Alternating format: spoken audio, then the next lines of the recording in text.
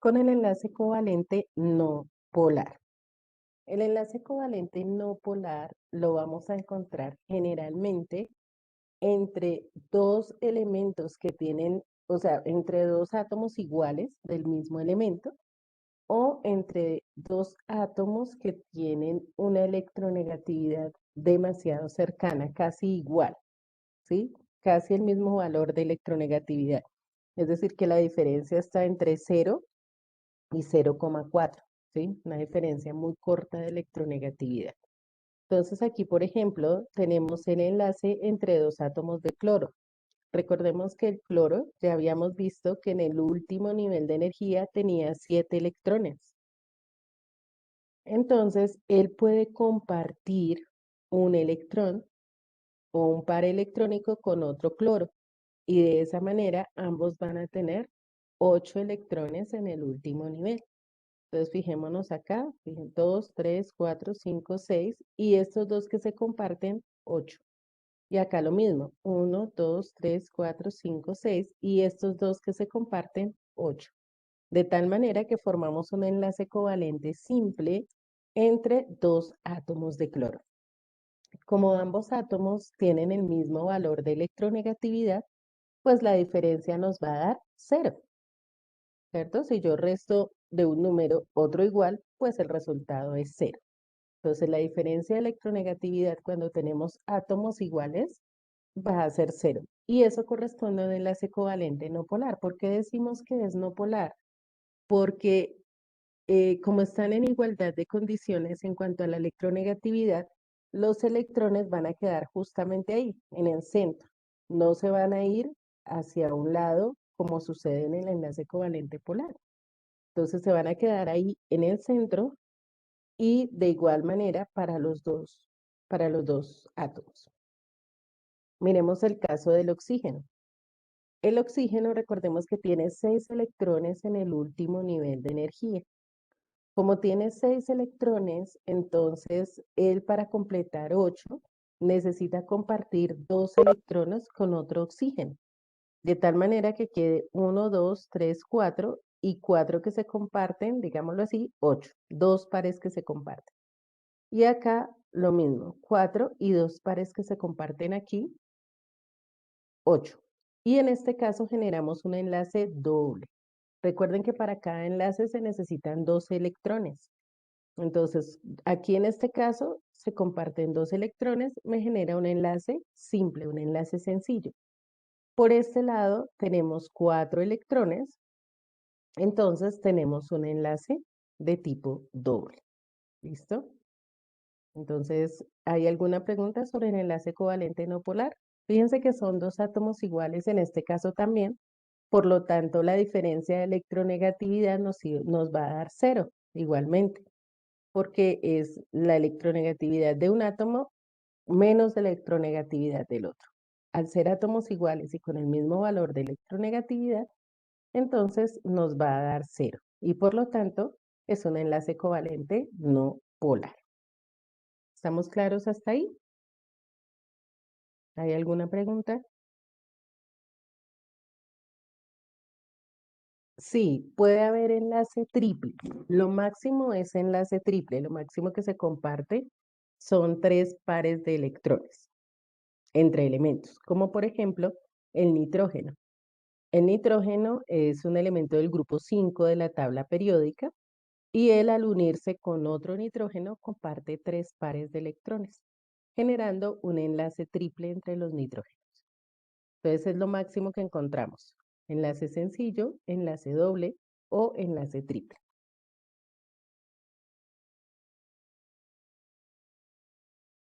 ¿Ok? Entonces, por favor, tomamos el apunte del enlace covalente no polar. Y hay un tercer tipo de enlace covalente que se llama enlace covalente coordinado. En el enlace covalente coordinado, en este caso entre el azufre y el oxígeno, hay un átomo central que es el que comparte todos sus electrones con los otros átomos que están alrededor.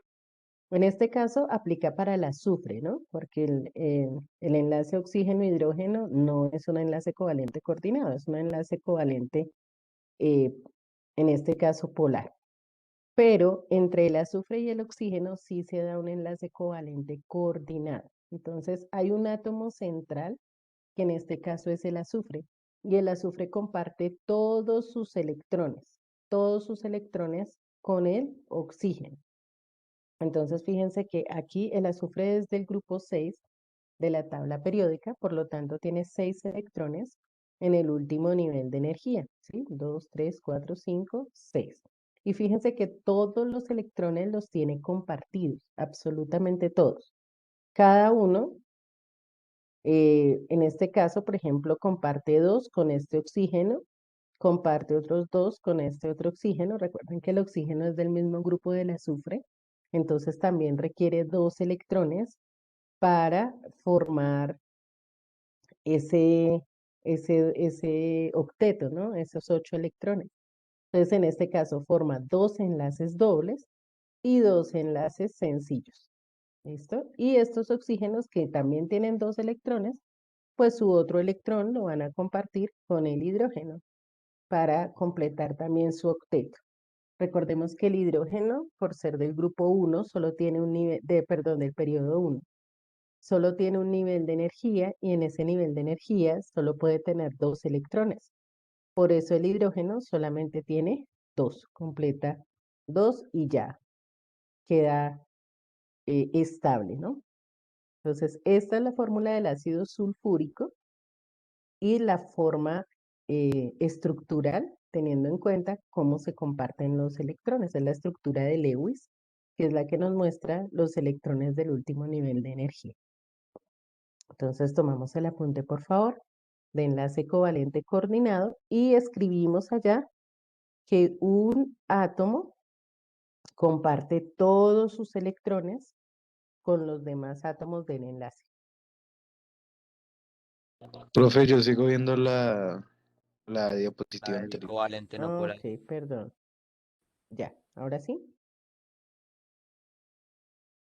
Ahora Ok, sí. entonces retomo la explicación. Les decía que el azufre es el átomo central, ¿cierto? Y que fíjense que está compartiendo todos sus electrones. Todos los electrones, los 6 que tienen el último nivel, todos los comparte con los átomos de oxígeno. Aquí forma un doble enlace, acá también un doble enlace, acá forma un enlace sencillo, aquí también es un enlace sencillo y todos sus electrones compartidos. Entonces es como si ese elemento coordinara toda la molécula. Por eso se llama así, enlace covalente coordinado. Entonces toman el ejemplo y escriben con sus palabras lo que les acabo de explicar.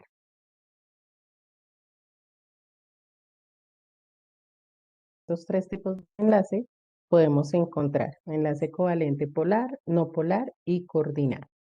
Bueno, para determinar qué tipo de enlace se puede presentar entre dos elementos, entonces tenemos estas convenciones, ¿sí?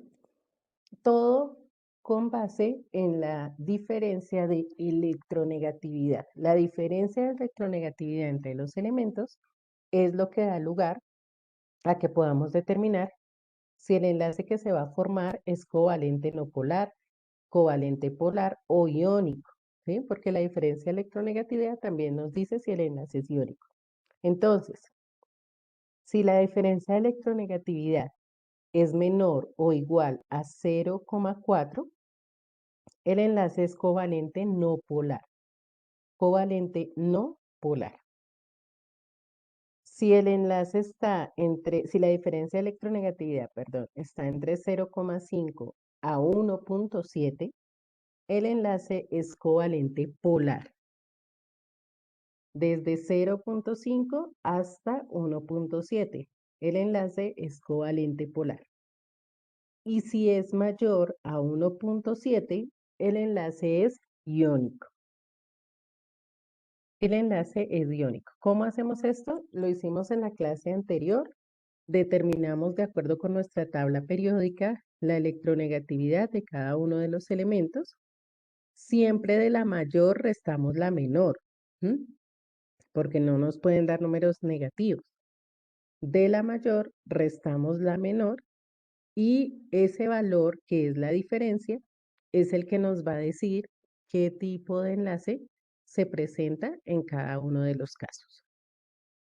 Y aplica únicamente para enlaces covalentes, no polar y polar, y para enlace iónico.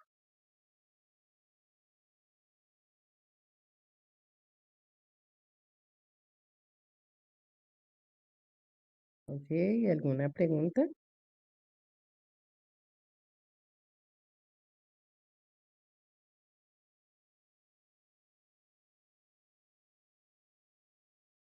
Bueno, ahorita ya vamos a realizar una actividad justamente sobre este tema, sobre determinación del tipo de enlace según la diferencia de electronegatividad. Recordemos también, mientras van tomando el apunte, las características principales de cada tipo de compuesto que lo vimos en el video. Los compuestos iónicos son compuestos fuertes, cristalinos, buenos conductores del calor y la electricidad, generalmente sólidos, ¿cierto? Mientras que los compuestos que tienen enlace covalente son aislantes, es decir, no son conductores de la electricidad. Por lo general, los podemos encontrar en los diferentes estados de la materia, pero en su mayoría van a estar en estado gaseoso y no forman estructuras cristalinas.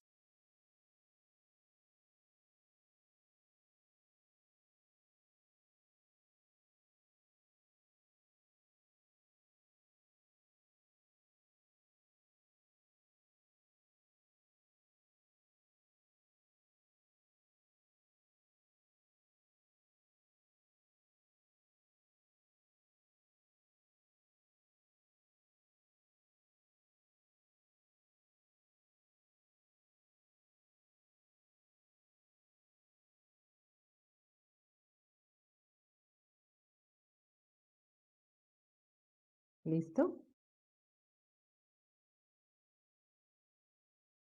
Bueno, me avisan por favor cuando hayan terminado de tomar el apunte. Antes de realizar nuestra actividad sobre el tipo de enlace según la diferencia de electronegatividad, recordemos el enlace metálico. En el enlace metálico tenemos que los electrones se comparten, pero por todos los átomos, de tal manera que los átomos se vuelven como iones positivos, ¿cierto? Son como iones positivos alrededor de los cuales giran en todas las direcciones los electrones. Entonces en el video veíamos cómo se convierte en una gran nube y a medida que se van añadiendo más átomos, pues vamos a tener mayor cantidad de electrones girando alrededor de todos.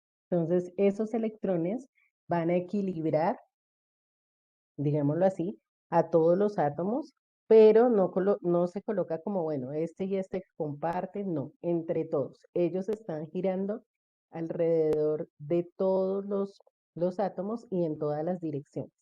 De esa manera, entonces, los átomos, como les decía, se convierten en iones positivos. Y los electrones, que son cargas negativas, pues giran alrededor de todos ellos. Entonces, eso es básicamente el enlace metálico. Es un enlace muy fuerte y el hecho de que los electrones estén girando alrededor todo el tiempo permite una alta conducción de la electricidad y del calor, ¿sí? Una alta conducción de la electricidad y el calor porque tenemos electrones en todas partes. Entonces recuerden que la electricidad es un flujo electrónico. Entonces, estos elementos que tienen enlace metálico, que por lo general son los elementos de transición, los metales de transición, es donde encontramos este tipo de enlace, pues son altamente conductores del calor y de la electricidad. Ok, hacemos el esquema del enlace metálico y si quieren colocar alguna descripción de lo que les acabo de decir, pues también lo pueden hacer, como para complementar un poquito.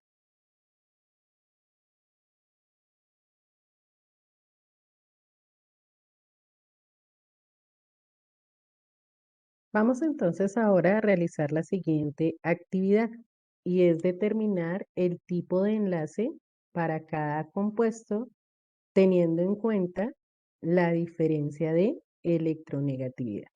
Entonces, les voy a hacer un ejemplo con uno diferente a los que está ahí. Aquí en este caso no interesa la cantidad de átomos, ¿sí? La cantidad de átomos no la vamos a tener en cuenta. Solamente la electronegatividad de los dos elementos que aparecen allí. Entonces voy a hacerles un ejemplo con el bromuro de sodio. Entonces el bromuro de sodio es NaBr, ¿cierto? Es un compuesto. Entonces, ¿qué debo hacer? ¿Cómo vamos a desarrollar este ejercicio? Primero que todo, buscar la electronegatividad de cada uno en la tabla periódica. Si usted no tiene tabla periódica, pues le toca consultarla por internet, el valor de la electronegatividad. Entonces, de acuerdo a mi tabla, la electronegatividad para el sodio es 0,93 o 0,93. La electronegatividad para el bromo es, ya les indico, 2,96. 2,96.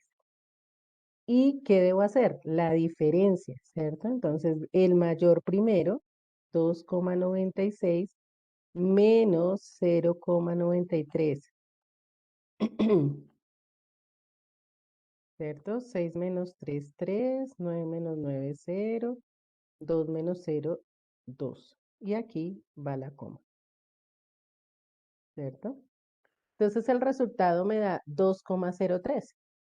Ahí me remito a la tablita que acabamos de mirar, ¿cierto? Y 2,03, ¿a qué tipo de enlace corresponde? De acuerdo a lo que tienen ustedes en su tabla.